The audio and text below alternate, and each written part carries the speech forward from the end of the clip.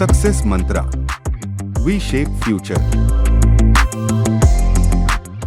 Hello guys, welcome to the Success Mantra digital classes. Today I will be taking your Hindu overview. Before moving forward, I will briefly introduce myself. So I am Suyash. I have joined Success Mantra recently as a faculty, and I am endowed with the responsibility of teaching law and GS. Over the time, it will be navigated what other responsibilities can be given. So let's start. So before moving forward, I am starting with an evergreen topic for the law students, that is politics. So recently, Karnataka underwent an election, and Congress promised few things which today they have advertised that they will be fulfilling some of the promises which they made before pre-poll. So these are their manifesto promises which they have promised to fulfill. So why these promises are important? Because over the years we have seen some kind of policy appearing in the examination, whether it is CLAT or any other law examination. It may be asked which particular scheme or policy granted some rupees to the woman, or which state recently promised to give free electricity to the people. तो इसी तरीके के जो अलग अलग promises हैं और जो अलग अलग पॉलिसीज हैं, स्कीम्स हैं, उनके बारे में पूछा जा सकता है. तो यहाँ पे हम देखेंगे कि दे प्रॉमिस्ड उचित प्रयाण. जैसे दिल्ली में recently women were provided with the facility of moving on buses free of cost, वैसा ही उचित प्रयाण करके कर्नाटका में चालू किया, और इसके अंतर्गत इन्होंने भी free travel to all the girls students and women in government buses, ये इंट्रोड्यूस किया है as a scheme. Another is Anna Bhagya, जहां पे 10 kg rice per person per month दिया जाएगा to the BPL family. What is BPL? BPL is below poverty line. और Antyodaya cards are given to the people. उनका economic capacity देख के, economic positioning देख के, सोशल पोजीशनिंग देख के हम उनको अंत्योदय कार्ड प्रोवाइड करते हैं. तो जो भी अंत्योदय कार्ड होल्डर होंगे वो इस चीज को अवेल कर सकते हैं. Then Griha Jyoti, which is 200 units free electricity. तो something similar happened in Delhi also. So these kind of promises, are populist promises, or called populist promises, because इससे क्या होता है कि हम एक पॉपुलर अपने लिए नजरिया बना सकते हैं जनता के बीच में और उनसे वोट गार्नर कर सकते हैं. Then they have said that they will be providing 2,000 rupees to the woman. अब ये देखने की बात है कि यहाँ पे बीपीएल और एपीएल दोनों प्रकार की फैमिलीज को प्रोवाइड करना है, और उन्होंने बोला है कि bye 15th of August, from 15th of August they will be providing that. तो under the Griha Lakshmi Yojana they will be doing that. One promise is for the young people, that those who are unemployed but possess a graduate degree or a diploma, they will be getting either 3,000 rupees and 1,500 for the people who possess diploma. So these are the few promises which they made, and they have again made it saying that it will be implemented very soon. Anyway, let's moving forward.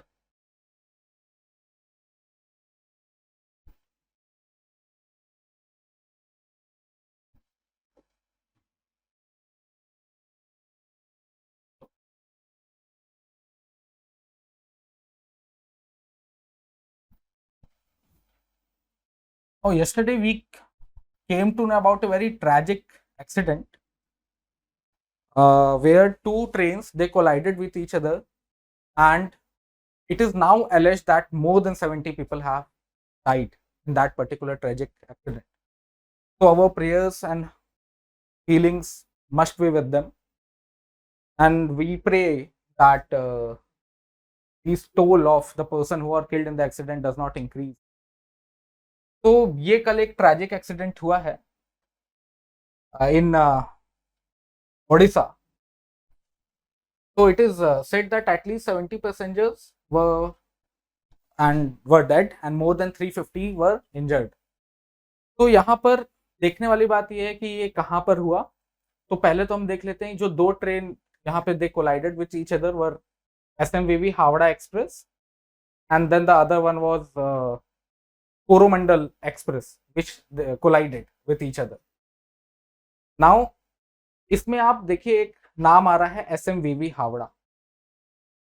तो over the time what I will do, I will also tell you कि how to read the newspaper. Now what is SMVV.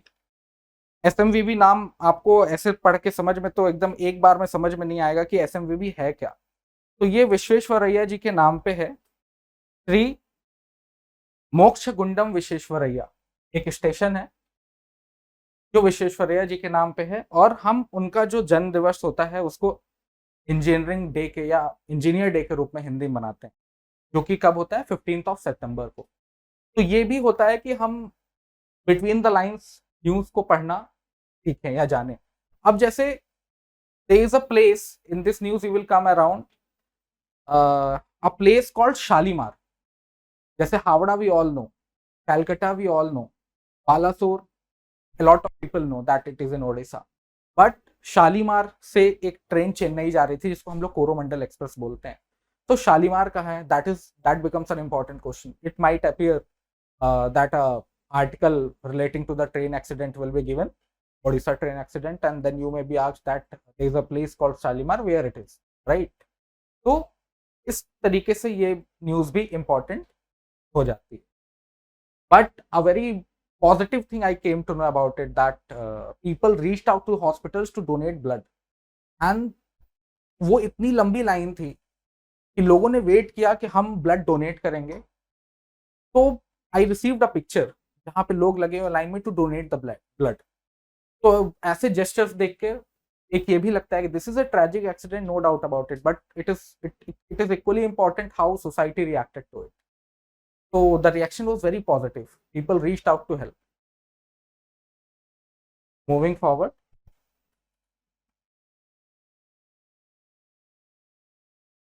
Now see this particular news is not important in isolation that Sharjeel Imam का एक plea है और वो bell मांग रहे हैं, ठीक है, और सेडिशन चार्जेस पे उनके ऊपर केस चल रहा है, ठीक है. The most important thing over here is the sedition laws. Sedition जो ये चार्ज है, sedition laws जो है ये आजकल it has become a matter of discussion. तो ये sedition law के बारे में हम थोड़ा सा इसको समझने की कोशिश करेंगे बहुत ब्रीफ में कि ये sedition laws क्या है. ये सेक्शन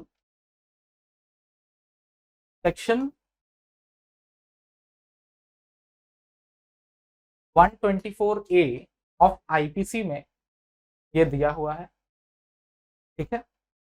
और सेडिशन लॉस क्या कहता है, सेडिशन लॉस की जो वर्डिंग्स हैं वो बहुत बिजार हैं. If you will read it you will come across a phrase called disaffection towards the government. अगर आप वर्ड्स के द्वारा, जेस्चर्स के द्वारा या कोई लिखी हुई चीजों के द्वारा आप एक्साइट करते हो disaffection towards the government, this section can be invoked by the system. तो अब ये तो एक एस्पेक्ट है कि डिसअफेक्शन क्या होगा, what amount to disaffection. If I will write a criticism of the government, will I be booked? That is one thing. Another thing is that it has been said that this is a colonial law. Colonial law मतलब the Britishers brought it because Britishers का एक M होता था कि हम stable government भी provide करनी है, हमको स्टेबली हमें रूल भी करना है, हमें एक्सप्लॉइट भी करना है, बिकॉज उनका मेन एम था कि हम इकोनॉमिक रूप से अपने आप को at the cost of Indians हम अपने आप को इनरीच करें. तो उनको ऐसे लोगों को जो उनके खिलाफ बोलते हैं उनका मुंह बंद करवाना, उनको गिरफ्तार करना, ये सब चीजें करने के लिए this was used as a tool. तो इसको कहा जाता है कि ये ड्रैकोनियन लॉ है. What kind of law? ये ड्रैकोनियन लॉ है because the wordings are such that, अब आप खुद सोचो कि इसका वर्डिंग कैसा है कि if you excite disaffection towards the government, this particular section may come into picture, right. तो सेक्शन 124A एक इंपॉर्टेंट वो है. But the thing is you will see one thing, like over the time it has been 70 years since we got independent. अब यहाँ पर अलग अलग government आती हैं और इंटरेस्टिंग बात ये होती है कि जब वो अपोजिशन में बैठते हैं तो वो इसको क्रिटिसाइज करते हैं, बट जब वो खुद गवर्नमेंट में आते हैं तो इसको रिमूव करने की कोशिश नहीं करते। तो every other opposition parties over the time has utilized sedition laws to suppress the voice of the people whom they don't like. I don't want to comment on, specifically on Sarjeel Imam's case, because even Supreme Court has observed that there might be some other angle. कुछ cases में कुछ other angle भी हो सकते हैं, कुछ serious concerns भी हो सकते हैं, बट द थिंग इज कि हमने ओवर द टाइम अलग अलग केसेस के माध्यम से देखा है कि कई बार, अब आपने आर्टिकल लिखा, जैसे मैं एक केस बताता हूं, and this is not a new case, misuse of sedition laws are happening since independence. Like for example, there is a very famous quote which the Jawaharlal Nehru said, कि these laws are obnoxious, right? और हमें we should get rid of them. But the thing is, in his government, he brought the first amendment. Why this is important? Because this is a part of the sedition and the discussion revolving around it. तो आप देखिए जो first amendment to the constitution था, हर चीज जो पहली होती है इट बिकम्स वेरी इंपॉर्टेंट। तो कॉन्स्टिट्यूशन में जो पहला बदलाव था वो आर्टिकल 19 क्लॉज 2 से रिलेटेड था। Now what they did, article 19 clause 2, तो हम लोग थोड़ा सा यहाँ पे समझने की कोशिश करते हैं कि जो फर्स्ट अमेंडमेंट था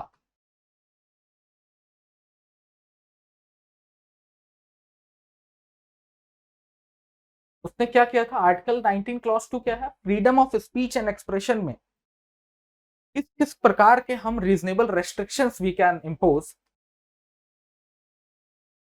रीजनेबल रेस्ट्रिक्शंस कैसे कैसे रेस्ट्रिक्शंस हम इसमें लगा सकते हैं, इसके बारे पर आर्टिकल 19 क्लॉज 2 में कुछ चीजें ऐड करी गई, जिसमें एक वर्ड ऐड कर दिया गया पब्लिक ऑर्डर। अब public order can not be defined in a very straight jacketed way. तो ऐसी ही चीज, this is a very open ended definitions, open ended conditions can be tagged that you are hampering the public order and then you will be punished, है ना।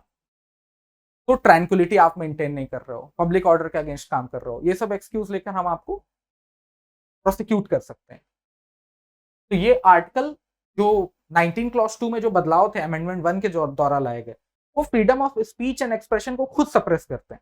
तो अब आप एक तरफ कोड देखिए विच सेड दैट, जो जवाहरलाल नेहरू का कोड था कि सेडिशन लॉज और bit they are obnoxious and we should get rid of them. But another incident is this where freedom of speech and expression has been doffed by putting more and more restrictions on it by introducing bizarre phrase like public order, right? तो इस एक ऐसे बहुत सारे case हैं, जैसे आप देखेंगे बलवंत सिंह केस। बलवंत सिंह एक मैगजीन चलाते थे दिल्ली से, ऑर्गेनाइजर नाम की, उनको गिरफ्तार कर लिया गया because he wrote a critic of the government. तो बलवंत सिंह केस है। इसके बाद रोमेश थापर केस होता है। ये दोनों ही केस अपने मतलब थोड़ा कंटेम्पररी केसेस हैं, उसी के जमाने के केसेस हैं when Jawaharlal Nehru was the president, prime minister of the country. तो इन केसेस में ये दोनों ही बहुत सिमिलर केसेस हैं, दोनों ही मीडिया हाउसेस में काम कर रहे हैं, मीडिया हाउसेस रन कर रहे हैं, और उन्होंने कुछ क्रिटिक लिखा and they are arrested and persecuted under sedition laws, that is article 124, sorry that is section 124 और आपका article 19(2) से you can connect it. So section 124A and article 19(2) then 19 clause 2 and as well as article 19 you can connect it. So this is the misuse of the law is not a new phenomena. अभी supreme court, ये और भी इसलिए भी important होता है क्योंकि अभी रिसेंटली सुप्रीम कोर्ट ने क्या कहा, सुप्रीम कोर्ट ने बोला कि जितने भी कोई भी नई फ्रेश एफआईआर नहीं लॉन्च होगी अंडर सेक्शन 124A जब तक वो इस पर निर्णय नहीं ले लेते। तो ये 2022 में ही जस्टिस रमना जब चीफ जस्टिस होते थे तब उन्होंने ही हेल्ड कर दिया था कि अभी कोई भी नया फ्रेश केस आप लॉन्च मत करो सेक्शन 124A को लेकर। तो सेडिशन लॉस को you should keep a tap on it कि इसमें क्या क्या डेवलपमेंट्स हो रहे हैं। कल को कोर्ट कोई नया निर्णय दे सकता है क्लैट से पहले, और अदर लॉ एंट्रेंस एग्जामिनेशन से पहले, तो हमें उस पर टैप रखना है. We should be updated on that particular front. Okay, now आगे बढ़ते हैं. नाउ सी, कई बार क्या होता है, न्यूज़पेपर पढ़ते समय हम बहुत सारी ऐसी चीजें होती है जिनको बहुत माइन्यूट चीजें होती है, बट वी मिस देम. जैसे हम एडवर्टाइजमेंट्स देखते ही नहीं है. ठीक, कई बार प्राइवेट एजेंसीज के एडवर्टाइजमेंट होते हैं, but some advertisements are from the government और गवर्नमेंटल एजेंसीज और फ्रॉम सब डिफरेंट मिनिस्ट्रीज. तो हमें उनको देखना है. जैसे एक खेलो इंडिया यूनिवर्सिटी गेम्स 2023 में चालू किया है अभी गवर्नमेंट ने. तो this games have been started under the initiatives of Khelo India to promote games and all, है ना. पार्टिसिपेशन प्रमोट करने के लिए, टैलेंट पहचानने के लिए, उनको आगे जाकर एशियन गेम्स में, कॉमनवेल्थ गेम्स में, ओलंपिक गेम्स में प्रमोट करने के लिए गवर्नमेंट ने खेलो इंडिया स्कीम चलाई है, जिसके अंतर्गत खेलो इंडिया यूनिवर्सिटी गेम्स इस बार ऑर्गेनाइज हो रहे हैं. और ये क्यों इंपॉर्टेंट हो जाते हैं? क्योंकि ये these through these events government will be, or the system will be, spotting potential players who can bag medals at international games. तो यहाँ पर आप देखिए कि ये कहाँ कहाँ ऑर्गेनाइज हो रहे हैं, यहाँ पे क्या क्या चीजें इंपॉर्टेंट हो जाती हैं. कि ये देखिए, यहाँ पर आपको ये जगह दिख रहे होंगे, Varanasi, Gorakhpur, Gautam Buddh Nagar which is Noida, and then Lucknow. ये 4 जगह हैं. बट इसके अलावा आपको एक चीज याद रखनी है, जो इससे शूटिंग रिलेटेड गेम होंगे वो दिल्ली में होंगे. तो बेसिकली 4 जगह मेन है, but shooting related games Delhi में होंगे. ठीक है, तो that is what the government has said. तो खेलो इंडिया इनिशिएटिव के बारे में आपको देखना पड़ेगा, और किन किन प्लेसेस में ये हो रहे हैं इसको आपको याद रखना पड़ेगा. There might be a question जहां पर खेलो इंडिया इनिशिएटिव्स और the promotion of sports personal कैसे कर रही है government of India, that can be written on an op ed on it and it may be asked. तो यहाँ पर लगभग 4,000 party athletes are going to participate. They will be coming from 200 universities across the country. आगे देखते हैं.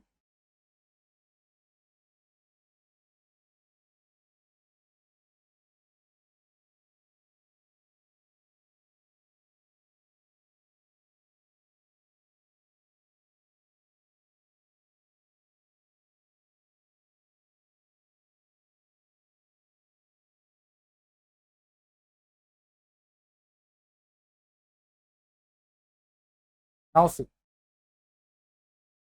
now if you will read it, it will looks as if somebody made a speech. और ये क्यों इंपॉर्टेंट है? क्योंकि तेलंगाना के chief minister ने कोई स्पीच बनाई, और तेलंगाना के चीफ मिनिस्टर ने बोला कि हमारी इकोनॉमी स्ट्रांग है. But why it is important? कि हमें अक्सर ये आपको एक क्वेश्चन लगेगा कि भाई तो फिर ये क्यों इंपॉर्टेंट है? तो बस सिंपल सा स्टेटमेंट है कि स्ट्रांग इकोनॉमी है हमारी. बट द थिंग इज कि these are the statements which the chief minister of Telangana made on an occasion which was to celebrate the formation day of the Telangana. तो अभी 2 जून 2014 को तेलंगाना फॉर्म्ड होता है. तो अभी 2 जून को ही इन्होंने ये स्टेटमेंट बनाया है. तो यहाँ पर तेलंगाना खुद कितना स्ट्रांग है ये देखने के बजाय, because Telangana is a state specific concern, ठीक है, तो हमें बेसिकली ये देखना है कि तेलंगाना का जो मूवमेंट था वो कैसा रहा, तेलंगाना कैसे बना, तेलंगाना कब बना, और तेलंगाना से रिवॉल्व करते हुए जो भी स्टैटिक आपके एस्पेक्ट हैं और जो भी डायनेमिक एस्पेक्ट हैं as far as its formation is concern, उनको हम लोग थोड़ा सा यहाँ पर देख लेते हैं. नाउ सी, तेलंगाना, आपको ये तो पता होगा कि 1956 में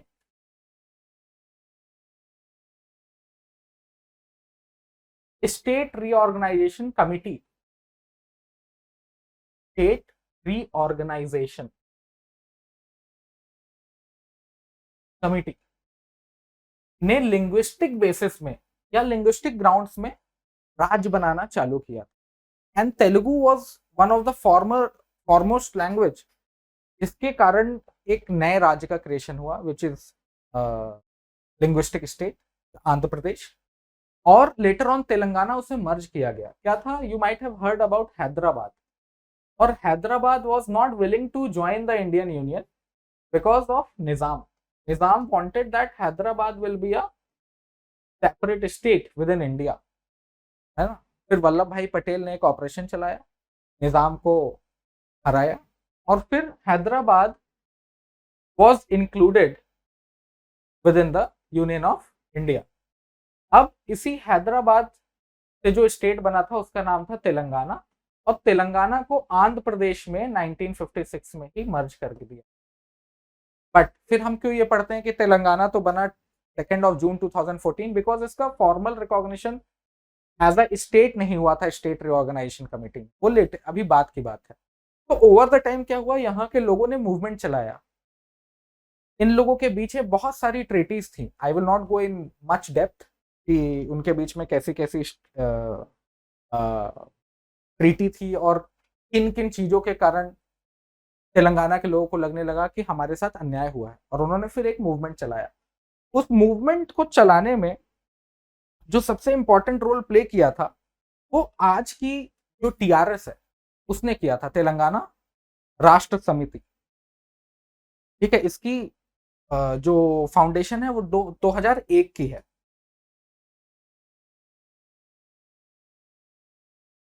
टीआरएस, तेलंगाना राज्य समिति, ये 2001 की इसकी फॉर्मेशन है, जब ये समिति के रूप में काम करती थी, और इसका मेन एजेंडा यही था कि हम तेलंगाना को we will carve out from Andhra Pradesh as Hyderabad its as its capital.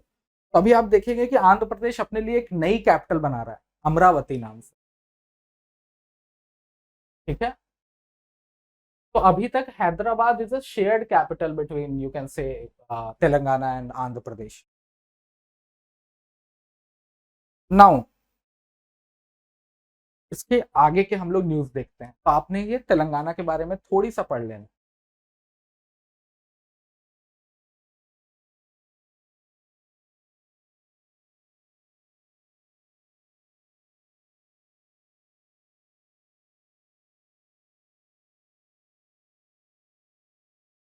Okay, one more thing. I just forgot to highlight it, but luckily I came across it. Now see, a lot of policies are very peculiar to a particular area. जैसे women centric जो policies थी of Shivraj Singh Chauhan, उसके कारण उनको मामा बोलने जाने लग गया मध्य प्रदेश। उसी तरीके से जो ये देखिए आप पेक्यूलियर कुछ आपको यहाँ पे चीजें दिखेंगी कि आर्टिशंस की फैमिली को 1 लाख रुपए फाइनेंशियल असिस्टेंस दिया जाता था। Distribution of pattas of podu lands to tribals, तो ट्राइबल्स को लैंड दिए जाने का भी इन लोगों ने स्कीम चलाई। Then KCR nutrition kits scheme in 24 of the 33 districts of the state. So the thing is, you can read it. It is not necessarily that it will come in examination, but the thing is, I have seen the trend where we cannot conclusively guess which kind of question will come in the law entrance examination. So even if it doesn't have any connection with the law, it also appears, जैसे I was going through and अगर crypto currency और उसके regulation को लेकर कोई paragraph आ रहा है, आप वो दो तो समझ में आता है, बट क्रिप्टो करेंसी के founder and associated issues, one of the founder got bank, like one of the billionaire got bankrupt because of cryptocurrency, उसके ऊपर एक आर्टिकल था और उससे रिलेटेड क्वेश्चंस थे which was not relating to the regulation. So we never know what kind of question might appear in the law entrance examination. So it might be a policy question, है ना. So it is better to just read it and we can, like, something which is unique, you should read it.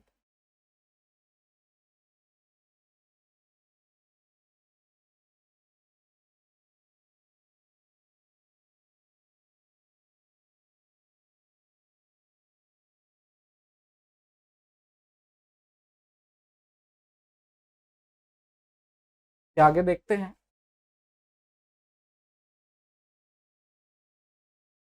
Now see, in the special classes you are reading about LG, lieutenant governors and the dispute which they are having with the Delhi government. Recently supreme court ने भी intervene करके कुछ powers state government को दी. इस पे एक detailed lecture आप लोग को दिया जा चुका है. अभी उस पे ऑर्डिनेंस भी आया जिस पर भी डिटेल लेक्चर आर्टिकल 123, 213 आप लोग को ये बताया गया and their importance. Now anything which related to the ordinance, you should read it. It is not very important because this is a political development. You can say that Kejriwal is trying to forge new alliances on the basis of what happened in Delhi. So it is a political outlook कि हम एक particular चीज को कैसे देख रहे हैं. But because it is relating to the LG's issue in Delhi, और आप लोगों ने लास्ट क्लासेस में देखा भी होगा कि सक्सेस मंत्रा में कि जो डिजिटल क्लासेस हैं उसमें आपको ये बताया भी गया कि मतलब he was so much in disagreement with the LG that there was a joke कि Arvind Kejriwal don't like even the LG TV. तो LG कंपनी से भी उनको चिढ़ हो गई. तो ये भी आपको लास्ट क्लासेस में आपको लेक्चर्स के थ्रू बताया गया. तो now see as a law student why it is important. Now see देखिए यहाँ पर फेडरल स्ट्रक्चर की बात हो रही है. The central government speaks of federal structure but acts as exactly opposite. It is clear that the parties which are not BJP allies of facing almost the same situation. Jharkhand के chief minister ने बयान दिया. Now what is federal structure? हम लोग इसको detail में constitution की classes में और अदर क्लासेस में देखेंगे. तो ये that is why it is important कि ऑर्डिनेंस जो आया और उसके अगेंस्ट ordinance क्यों आया? Because a lot of powers were taken from the central government and given to the Delhi government. Now legislature thought that it is not good, but the session was not there, so president promulgated the law, right? So they made a law retaining the power within themselves. Now whether it goes against the idea of federal structure in the country or not, it is a different thing. But the legislature has gone against the decision given by the Supreme Court, and legislature is all empowered to do so. It is not the first instance. आप लोग because कल को law students होने वाले हैं, a lot of you will be practicing law, a lot of you might be into the public policy domain, a lot of you might be working as a consultant in different law firms. तो बहुत सारे lawyers, most of the lawyers, they have an interest in politics. So you should make very well informed opinion. Because somebody might come to you and say that देखो supreme court का निर्णय तो इन लोगों ने overturn कर दिया and that is why supreme court के लिए रिस्पेक्ट नहीं है present government. So you should have an idea of what other governments also did, whether upturning of the decision of the Supreme Court is a new thing or not. You have to see, है ना, and then you make an informed opinion. Or because this is a very recent judgment, है ना, and recently ये चीज हुई है, तो this is very pertinent कि हम इसमें जो भी डेवलपमेंट हो रहा है उसको थोड़ा सा उस पर टैप रखें, उसको थोड़ा सा हम उसको अपडेटेड रखें खुद.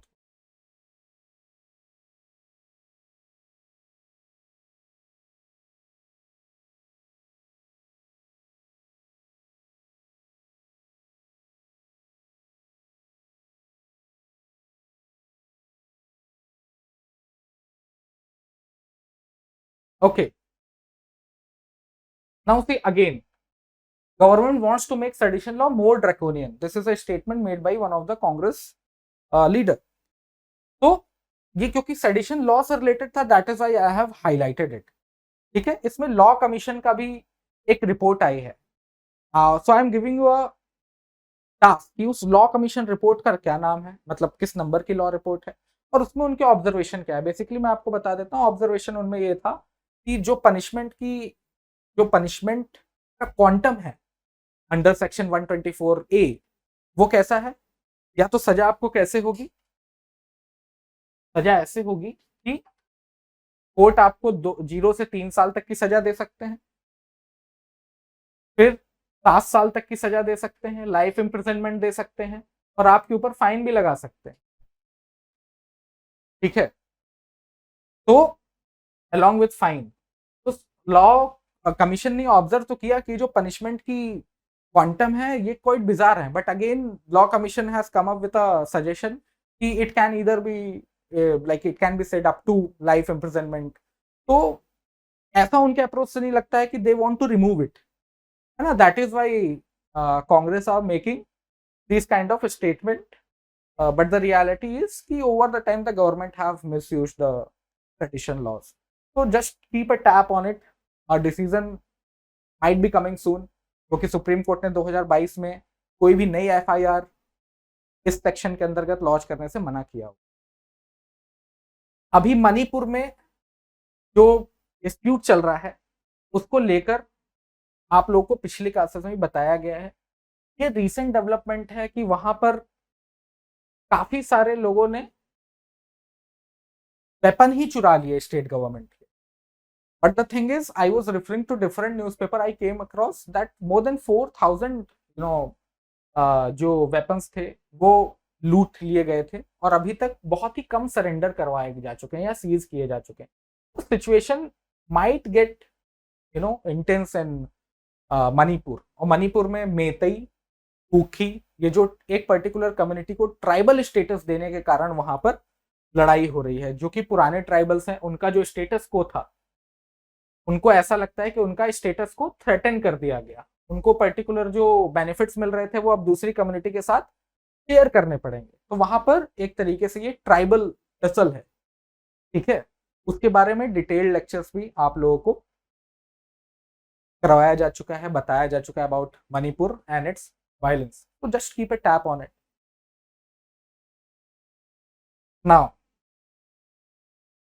Now see, because as a law aspirant you might think कि कौन सी ऐसी डेवलपमेंट्स हैं जिनको हम पर्टिनेंट माने, जिनको हम पर्टिनेंट ना माने। तो सी, अगेन इंसॉल्वेंसी बैंक्रप्सी कोड जब 2019 में क्लैट ने अपना पैटर्न चेंज किया था तब भी ये क्वेश्चन था, और अभी फिर इंसॉल्वेंसी बैंक्रप्सी की बात होने लग गई है, ठीक है। बिकॉज कुछ लोगों ने ये कमेंट बनाया, कुछ लीडर्स ने कमेंट बनाया कि पहले का जो रिजीम था इट वाज बेटर। तो we need to understand, for example क्या होता है, कई बार क्वेश्चन सिंपल आता है but because of the terminologies used in the question, जैसे इंसॉल्वेंसी, बैंक्रप्सी, तो आप क्या होते हैं, the aspirant they get fearful, कह रही यार ये क्या है, ये तो मुझे आता ही नहीं, पता ही नहीं, तो I will not be able to attempt it though the question is very simple, ठीक है। You might have read it somewhere but then you get fearful because you are not acquainted with the particular terminology। तो यहां पर allegation क्या है, allegation ये है कि स्क्रैप सेल किया जा रहा है। इंसॉल्वेंसी बैंक्रप्सी बेसिकली क्या है, जैसे मान लो मेरी कोई कंपनी है और वो दिवालिया हो रही है, तो वो इंसॉल्वेंसी बैंक्रप्सी के रिजीम के अंतर्गत आ जाएगी। उसमें सरकार देखेगी क्या हम इनको मदद कर सकते हैं या इनको बेचना पड़ेगा। तो यहां पर राहुल गांधी जो कांग्रेस के लीडर हैं वो ये एलेज कर रहे हैं कि ओवर द टाइम क्या हो रहा है कि इंसॉल्वेंसी बैंक्रप्सी कोड में जो स्क्रैप सेल हो रही है, मतलब कंपनीज को rather than the government helping them out और this particular regime of insolvency and insolvency is not helping them, rather it is resulting in the sale of those companies. बहुत ही कम भाव में उनको बेचा जा रहा है। स्क्रैप सेल क्या होता है, मतलब कबाड़ के भाव बेच देना, ठीक है। तो ये उनका एलिगेशन है। अब नाउ सी, इसमें एलिगेशन का क्या क्लेम है, मतलब एलिगेशन के क्या ग्राउंड है, ये एलिगेशन क्यों लगाया गया, क्योंकि उनका कहना ये है कि देखिए, ही said that Adani ports and special economic zone limited ने 1583 करोड़ 1583 करोड़ रुपीस पे करके एक कराईकल पोर्ट को खरीदा, कराईकल पोर्ट प्राइवेट लिमिटेड को, जिसका क्लेम था लगभग 3000 करोड़ का। मतलब उस कंपनी ने क्लेम किया था कि हमको लगभग 3000 करोड़ रुपए मिलने चाहिए, बट हमें मिले कितने, यहां पर मैं आपको दिखाता हूं, ये देखिए, ये एलिगेशन है कि ऐसा एलिगेशन है कि क्लेम इतना था, मिला इतना। नाउ अपेरेंटली देखने में आपको लगेगा कि यार सही बात है, but as a law student you have to dive deep. तो अभी तो हम इसकी इंट्रिकेसीज में नहीं जा रहे हैं, बस मैं आपको बेसिस बता रहा हूं कि क्यों ऐसा कहा गया कि इंसॉल्वेंसी बैंक, क्योंकि कल को कोई ओपेड आ सकता है ना। ओपेड मतलब जो कि यहां पर आपने देखा होगा हिंदू का एडिटोरियल आता है या किसी और न्यूज़पेपर के में एडिटोरियल आता है, उनमें ओपिनियंस आते हैं लोगों के। ओपिनियंस में इंसॉल्वेंसी बैंक्रप्सी का कोई आर्टिकल आ सकता है which can come in your examination. तो वहां पे ये सब चीजें पूछी जा सकती हैं। तो पहले हमारे लिए इंपॉर्टेंट क्या चीज है कि ये जो इंसॉल्वेंसी बैंक्रप्सी कोड का जो नया रिजीम है उसके पहले क्या था, उसके पहले था सिक इंडस्ट्रियल कंपनीज एक्ट, सीका। तो राहुल गांधी ने बोला है कि this was better than the present day regime. तो और board for industrial and financial reconstruction, ये इसके प्रेडेसेसर थे आईबीसी के। इसके प्रेडेसेसर थे आईबीसी के।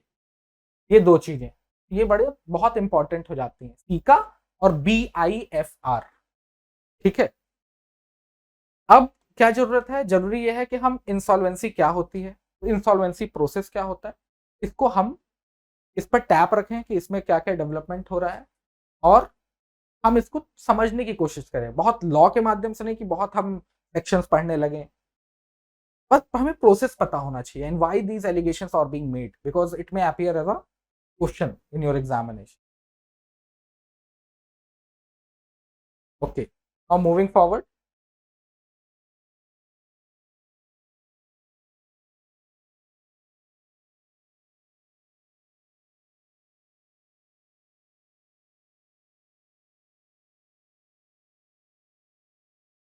Now again, this is a news which I think that it is important because science and tech के क्वेश्चन कैसा होता है, क्लैट का क्वेश्चन बेसिकली, अगर आप मैं स्पेसिफिकली क्लैट की बात करूं तो उसमें 5 आर्टिकल दे दिए जाते हैं, 5 पैराग्राफ के बेसिस में ही आपका पूरा जो जीके होता है, जो जीएस होता है, वो खत्म हो जाता है ना।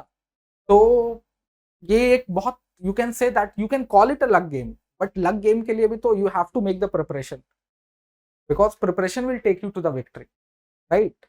तो लक गेम को भी अपने को तो अपना बेस्ट प्रिपरेशन रखनी है, तो लक गेम में भी आप तभी आगे होगे जब आपका प्रिपरेशन अच्छा है। जैसे यहाँ पे मुझे एक स्टोरी याद आ रही है, जैसे विभीषण ने राम जी को बताया था कि रावण के जो पेट के जो गुदी है उसके पास में उसके पास अमृत कलश है, आप उसको फोड़ दो। तो somebody माइट से कि देखो ये तो विभीषण ने बताया इसलिए राम जीत गए, बट द थिंग इज कि इतना सटीक निशाना लगाना भी तो अपने आप में प्रिपरेशन है। तो it was a matter of luck, but the thing is he was prepared in archery and all, that is why he was able to hit the target and at the correct position। तो इसीलिए preparation strong रखिए, guidance मिलते मिलते मिलते मिलते you will be able to crack the examination in a better way. Why this particular semiconductor से जुड़ा news is important, because इस पे मिस्टर राजन ने कमेंट किया है। वैष्णव कौन है अपने, अश्विनी वैष्णव मिनिस्टर हैं प्रेजेंट डे गवर्नमेंट में, और रघुराम राजन पुराने गवर्नर थे। अभी बेसिकली ये मैंने इसलिए भी हाईलाइट किया है बिकॉज उनका एक इंटरव्यू था जिसमें उन्होंने बोला था कि इंडिया की, अभी लास्ट वीडियो में आपको हम लोग इंडिया में जो भी ग्रोथ हो रहा है, जिस रेट से ग्रोथ हो रहा है उसके बारे में हमने आपको बताया था, और इसमें उस ग्रोथ के बारे में भी Raghuram Rajan was very sceptical about that particular growth. In a particular interview with Rahul Gandhi he said that अगर इंडिया 2023 में 5% की ग्रोथ रेट से भी आगे जाता है तो it will be a luck, और वो उनका गलत हो गया because India is developing at the rate of more than 7%। उसी तरीके से अभी उन्होंने फिर कमेंट किया है जो हमारे सेमीकंडक्टर एम्बिशन है। Why semiconductor is very important, because it is a you can say it is an anvil on the basis of which the whole industry, especially the mobile industry and electronic industry is dependent। ठीक है, तो हम पहले import कराते थे ज्यादातर चीजें, और अब ज्यादातर कंपनीज के हमारे यहाँ प्रोडक्शन हाउसेस। तो क्या ये स्टेटमेंट इनका सही होता है ओवर द टाइम, ये नहीं होता है, और हमारे सेमीकंडक्टर एम्बिशंस एक्चुअली में है क्या? It is very important to keep a tap on it. अब आप देखो यहाँ पर कुछ फिगर्स हमें पता चलते हैं कि इलेक्ट्रॉनिक मैन्युफैक्चरिंग में 25 लाख तक की जॉब है, क्योंकि मैंने लास्ट ईयर के क्वेश्चन पेपर्स देखे, उसमें मुझे ऐसा दिखता है कि कई बार ऐसी चीजें पूछी जा सकती हैं जो प्रिपरेशन करने वाले को, एस्पिरेंट्स को इंपॉर्टेंट नहीं लगेंगी। Why this is important, but sometimes they will give you an article, they will create a blank over here कि how many people are involve in a particular sector, last year agriculture sector पर जैसे एक question आया था। तो वैसे आगे आकर आपको एक सेमीकंडक्टर पर भी क्वेश्चन आ सकता है ना। नाउ अब अश्विनी वैष्णव कौन है, this becomes very important. Raghuram Rajan कौन थे और अब क्या है, और वो क्या क्या करते थे, that also becomes very important. ये these figures which are given in this news becomes very important. ठीक है, and what are our semi, like you should not limit yourself to this only. Semiconductor ambitions हमारे हैं क्या actually में, because we are inviting people to manufacture mobiles over here make in India scheme के अंतर्गत, right. तो इसलिए हमें we will have to acquaint ourselves with these kind of development. तो हमारे सेमीकंडक्टर एम्बिशंस क्या हैं, इसको और भी डिटेल में हमें प्रिपरेशन करनी पड़ेगी. आगे देखते हैं. Here again law commission. अच्छा, एक ये इंपॉर्टेंट न्यूज है. Now see UCC. What is UCC? Uniform civil code. ठीक है, लॉ कमीशन उत्तराखंड ने अभी यूसीसी इंप्लीमेंट किया है, and law commission will be meeting the UCC team. Now what is, because this is a very contentious issue, universal civil code का, तो sorry uniform civil code का, not universal, it is uniform civil code. ये बहुत contentious issue है और law commission उस team को मिलने जा रहे हैं. A lot of states in the near future you might see that there is a UCC being implemented. अब इसमें अलग अलग पॉलिटिकल ओपिनियन हो सकते हैं, I will not indulge into it, but एक लॉ स्टूडेंट होने के नाते आपको ये पता होना चाहिए कि there were a lot of things in our constitutions which were clubbed as DPSP, that is directive principles of state policy. जैसे हम नए नए स्टेट बने हैं तो हम इतने केपेबल नहीं है कि हम अपने हर बच्चे को एजुकेशन दे सके, तो हमने उस चीज को डीपीएसपी में डाल दिया कि हम 6 से 14 साल तक के बच्चों को, जब आगे हमारा स्टेट पावरफुल होगा तो हम उनको फ्री एजुकेशन देंगे. That was one of the aspiration. ठीक है, तो बहुत सारी एस्पिरेशंस और बहुत सारे प्रिंसिपल्स को आगे के लिए छोड़ दिया गया और डीपीएसपी में डाला गया. उसमें से एक आर्टिकल 44 है डीपीएसपी का, विच टॉक्स अबाउट यूसीसी और यूनिफॉर्म सिविल कोड. ठीक है, तो आपको उसको एक बार जब भी आप यूसीसी पढ़ें तो आर्टिकल 44 और आर्टिकल 44 के बेसिस में, आर्टिकल 44 के लेंस में इसको पढ़ने की कोशिश करें, है ना. Because this is not a new development. Somebody might tell you that this is a uniform civil code is a new development. ये पॉलिटिकल डेवलपमेंट है अभी नया नया. But why it was the aspiration of our founding fathers, जिन्होंने constitution को frame किया, है ना. तो यूसीसी कहाँ किस किस स्टेट्स में है, क्या आने वाले एग्जाम तक किस किस स्टेट्स में हो सकती है या होगी, इस पर हमें नजर रखने की जरूरत है.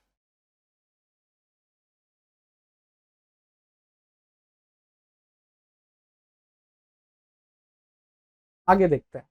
नाउ सी, बिकॉज 2019 में हमने क्या किया, जम्मू कश्मीर एक फुल फ्लेजेड स्टेट होता था, हमने उसको यूनियन टेरिटरी बनाया. ठीक है, 2 यूनियन टेरिटरी में बांट दिया, लद्दाख का अलग, जम्मू कश्मीर का अलग. ठीक है, नाउ उसमें उसके बाद से वहां पर ये डिसाइड किया गया 2 यूनियन टेरिटरी होंगी. हमारे देश में कई प्रकार की यूनियन टेरिटरीज होती हैं, जैसे Delhi is also union territory but it is having assembly. Lakshadweep is also union territory but it does not have an assembly, legislative assembly नहीं है वहां पर. ठीक है, Andaman Nicobar island is a union territory but it does not have a legislative assembly, while Puducherry is a union territory with assembly. तो हमने जब 2 union territory बनाई out of Jammu and Kashmir, तो एक को बनाया union territory with legislative assembly, that is Jammu and Kashmir. तो अभी तक वहां पे लेजिस्लेटिव असेंबली के इलेक्शंस हुए नहीं है, बट यहां पर एक डिमांड आती है कि डेमोक्रेटिक राइट्स को रीस्टोर करिए before the elections are held. ठीक है, तो किस किस प्रकार की क्या डेमोक्रेटिक राइट्स हेल्ड हो रही हैं. अभी सुप्रीम कोर्ट में एक मामला आया राइट टू इंटरनेट का, तो हमें ये बहुत जरूरत है जानने की कि क्या right to internet was held as a fundamental right, but in which case. So I will be giving you some task also, जिसको हम आगे जाकर डिस्कस भी करेंगे. तो right to internet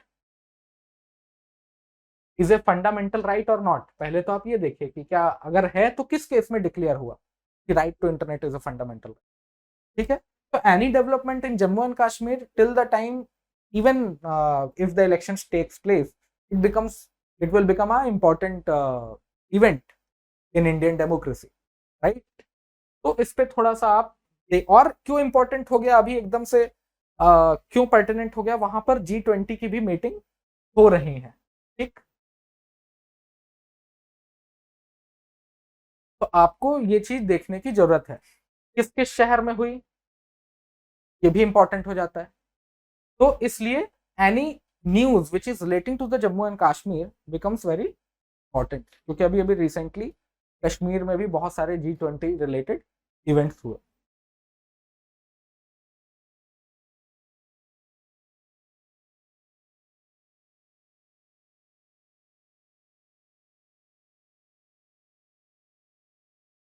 Okay, now science and technology.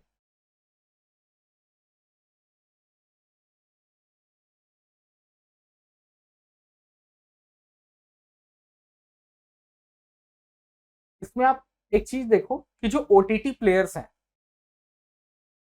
ठीक है, जैसे नेटफ्लिक्स हो गया, जैसे अमेजॉन हो गया, हॉट स्टार हो गया, इन लोगों ने कुछ डिमांड करी है। उन्होंने सैटेलाइट बैंडविड्थ की डिमांड करी है। क्यों? क्योंकि सैटेलाइट बैंडविड्थ से उनका कहना है कि हमारा जो स्ट्रीमिंग होती है वो बहुत ही स्मूथ हो जाती है, वो बहुत ही अच्छी हो जाती है।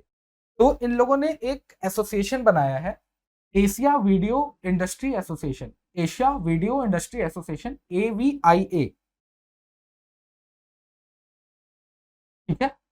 और इसमें क्या क्या AVIA किस किस को रिप्रेजेंट करता है?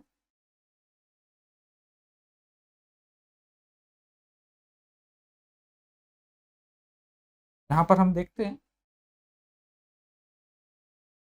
Now it represents Netflix, Amazon, Disney Plus, Hotstar and कुछ अदर एशियन ओटीटी प्लेयर्स, ठीक है। नाउ ये क्यों हुआ, इन लोगों ने ये डिमांड क्यों रखी? Because there was one particular paper which was published by telecom regulatory authority of India. एक कंसल्टेशन पेपर था, उसमें उन्होंने बोला कि कोई कंट्री ऐसी नहीं जो अपनी सैटेलाइट बैंडविड्थ बेचती हो, ठीक है, ऐसा उन्होंने बोला। There is no other country on the globe that actually auction satellite frequency assignments, ठीक है। तो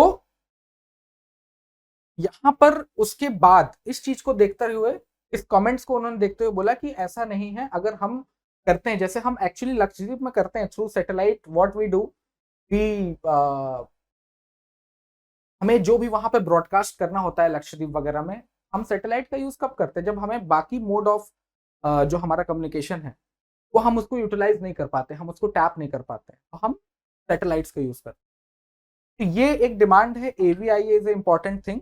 और इसको थोड़ी सा हम, क्योंकि बहुत सारे questions relating to science and tech आते रहते हैं, तो you can keep a tap on it. And what becomes more important is satellite broadband.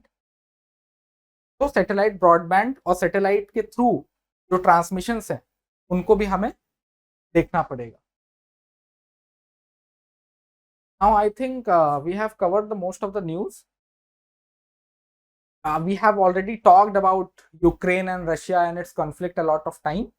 But जब नाटो की बात आएगी तो आप मेक श्योर ये करेगा कि number of the countries in NATO आप नाटो की ऑफिशियल वेबसाइट से देखें, because a lot of Google sources are telling that it is 30, while NATO is saying it is 31। तो आप नाटो की ऑफिशियल वेबसाइट का ही नंबर देख के आगे जाएंगे। यूक्रेन ने ऑफिशियली नाटो ज्वाइन किया कि नहीं, नहीं किया अभी तक, बिकॉज उनकी वेबसाइट में नहीं है, ठीक है। तो ये कुछ चीजें हैं जो आपको नाटो को लेकर और उनके फॉर्मेशन को लेकर पता होनी चाहिए। And we will discuss about Ukraine Russia conflict and NATO per se in detail in some other video. Now अभी रिसेंटली उसमें क्या कहा गया है कि आप ये भी चीज देखिए, आप न्यूज के, because a lot of you people might be interested in policy, international affairs, तो आप ये देखो कि who is Blinken. Now Blinken is US secretary of state, ठीक है।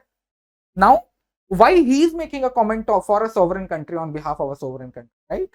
That it itself shows that this war is in America's interest, because he is able to vilify Russia as a country. He is able to project Russia as a demon in the international affair, है ना। International sphere में वो Russia को as a बेकार country project कर रहे हैं। और ये ब्लिंकन जो है, ये कौन है? सेक्रेटरी ऑफ द स्टेट है, और ये बोल रहे हैं कि यूक्रेन ट्रूस हो ही नहीं सकता जब तक रशिया पुल बैक ना करे। तो why he is making such comments? It should come from a Ukrainian politician और representative rather than America's representative, right. ये एक इंटरनेशनल अफेयर्स का भी एक वो है। आपको इसमें जब आप यूक्रेन और Russia conflict over the time, हम लोग उसको और भी डिटेल में करेंगे, बट अभी इंटरनेशनल क्रिमिनल कोर्ट ने भी एक अरेस्ट वारंट निकाला पुतिन के नाम पे। तो कब निकाला, किस बॉडी ने एक्चुअली में निकाला, तो ये सब चीजें भी बहुत जरूरी हैं। इन सब और रशिया ने कैसे रिटेलिएट किया, ये भी जरूरी है। नाउ ओके, सी हमारी कंट्री ने ओवर द टाइम बहुत सारी ऐसी चीजें देखी हैं, जैसे जन धन योजना के माध्यम से हमने फाइनेंशियल इंक्लूजन की बात करी. Now we are talking about Bima Vahak. बीमा वाहक, इसके माध्यम से हम क्या करना चाहते हैं? Insurance for all by 2047. ठीक है, ये IRDAI का प्लान है, insurance regulatory development authority of India. Now बीमा वाहक scheme is a core component of IRDAI insurance for all by 2047 का एक गोल है उनका, इंश्योरेंस फॉर ऑल. उसको करने के लिए, उसको पूरा करने के लिए बीमा वाहक एक स्कीम लॉन्च करी. तो वो एक फाइनेंशियल इंक्लूजन था, जैसे नरेंद्र मोदी सरकार की एक स्कीम थी जनधन योजना, वो फाइनेंशियल इंक्लूजन के लिए थी. बीमा वाहक एक ऐसी स्कीम है जो इंश्योरेंस फॉर ऑल बाई 2047, तो ये इंश्योरेंस इंक्लूजन की. ठीक है, that is why this is important, because this is going to be the next step.